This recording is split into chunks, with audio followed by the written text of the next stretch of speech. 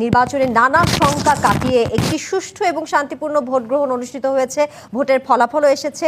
একক সংখ্যাগরিষ্ঠতা অর্জন করে সরকার গঠনের স্পষ্ট ম্যান্ডেট পেয়েছে কিন্তু বিএনপি।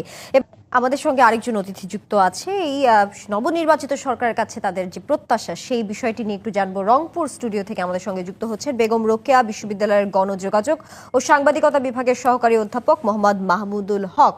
মোহাম্মদ মাহমুদুল হক, আপনাকে বিআরবি কেবলস উৎসবের ভোটে স্বাগত জানাচ্ছি। আপনার কাছে জানতে চাই, উত্তরাঞ্চলের কৃষি নির্ভর একটি অঞ্চল রংপুর, সেখানে কৃষকদের নানা সমস্যার কথা বলা হয়েছে, যেমন কৃষকদের ন্যায্য মূল্য কিংবা সেচ ব্যবস্থা নিয়ে যে সমস্যাগুলো আছে সেগুলো নবনির্বাচিত সরকার বিএনপির ইশতেহারে কিন্তু আমরা সেই বিষয়গুলো উল্লেখ আছে। কিন্তু আমি একটু কথা বলতে চাই উত্তরাঞ্চলের অবকাঠামো নিয়ে, বিশেষ করে সড়ক কিংবা শিল্পায়নে এখানে বিনিয়োগ বাড়াতে আসলে সরকারের সামনে কি কি চ্যালেঞ্জ রয়েছে, আপনাদের প্রত্যাশা কি নবনির্বাচিত সরকারের সামনে? আমরা জানি যে রংপুর অঞ্চলটা একটা অবহেলিত অঞ্চল। এই অঞ্চলের একটা ভোট উৎসব গতদিন হয়ে গেল। জনগণের অংশগ্রহণ, ভোটারদের অংশগ্রহণ ছিল খুবই অভূতপূর্ব এবং আমরা দেখেছি যে জনগণ একটা প্রত্যাশা নিয়ে কিন্তু ভোট কেন্দ্রে গিয়েছে। এই আকাঙ্ক্ষাটা দীর্ঘদিনের। আমরা জানি যে এই অঞ্চলকে একটা মঙ্গা পীড়িত অঞ্চল নামে একসময় কিন্তু অভিহিত করা হতো, কিন্তু সেই অবস্থা থেকে যে খুব বেশি উত্তরণ ঘটেছে সে কথা কিন্তু আমরা বলতে পারি না। কৃষিভিত্তিক অর্থনীতিটাই এখানে প্রধান অর্থনীতি। আমরা জানি যে বিএনপি সংখ্যাগরিষ্ঠ আসন পেয়ে একটা অভূতপূর্ব বিজয় অর্জন করেছে এবং জনাব তারেক রহমান, যিনি প্রধানমন্ত্রী ইলেক্ট বলতে পারি আমরা, তিনি কিন্তু একটা প্ল্যান তার তৈরি করেছেন এবং বলেছেন জনসভায় দেশে ফিরে এসে।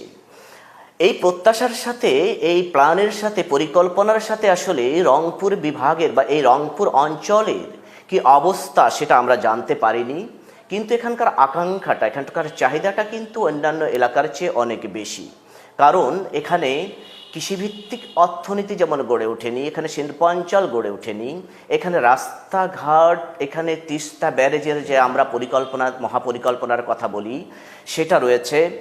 এখানে অভূতপূর্ব একটা উন্নয়নের যে আকাঙ্ক্ষা সেটা কিন্তু এই অঞ্চলের মানুষের মধ্যে রয়েছে এবং এই আকাঙ্ক্ষাকে ধারণ করেই কিন্তু মানুষ ভোট দিয়েছে।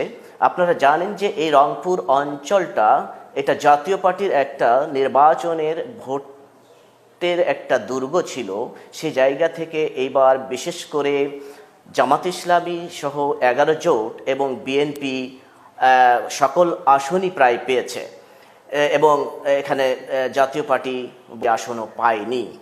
সারা দেশে যেমন পায়নি, এখানে এই দুর্গতেও পায়নি। তো এখানকার আকাঙ্ক্ষা হয়তো তৈরি হয়েছে এই ভোটদানের যে ভোটিং যে আচরণটা মানুষের পরিবর্তন হয়েছে, এখানকার অর্থনীতির যে পুনর্গঠন প্রয়োজন, উন্নয়ন প্রয়োজন, সেদিক থেকেই কিন্তু এই বিষয়টা ঘটেছে। সুতরাং এখানকার পরিকল্পনার জন্য আলাদা একটা মাস্টার প্ল্যান করা দরকার। এটা আসলে জাতীয় পরিকল্পনার সাথে ইনক্লুড করে নয়, একটা আলাদা একটা পরিকল্পনা প্রয়োজন। কারণ এখানে অনেকগুলো সমস্যা বিদ্যমান। এর মধ্যে স্বাস্থ্যগত কিছু বিষয় রয়েছে।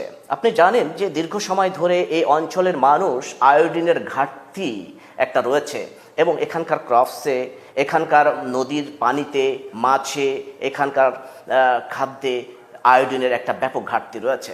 সুতরাং এটা একটা বড় সংকট এই অঞ্চলের এবং স্বাস্থ্যগত কিছু সমস্যাও দেখা দেয় মাঝে মাঝে। সে বিষয়গুলো রয়েছে। শুধু অবকাঠামোগত উন্নয়ন নয়, এই এলাকার মানুষের সার্বিক একটা উন্নয়নের জন্য একটা চাহিদা রয়েছে। অধ্যাপক মোহাম্মদ মাহমুদুল হক, আপনার কাছে আরও কিছু প্রশ্ন ছিল আমার, বেশ কিছু সমস্যা নিয়ে রংপুর অঞ্চলে। আমরা সেটি নিয়ে হয়তো পরে আরেকদিন আপনার সাথে যুক্ত হব, তখন হয়তো সেই বিষয়টি নিয়ে আলোচনা করতে পারবো। আপনাকে ধন্যবাদ।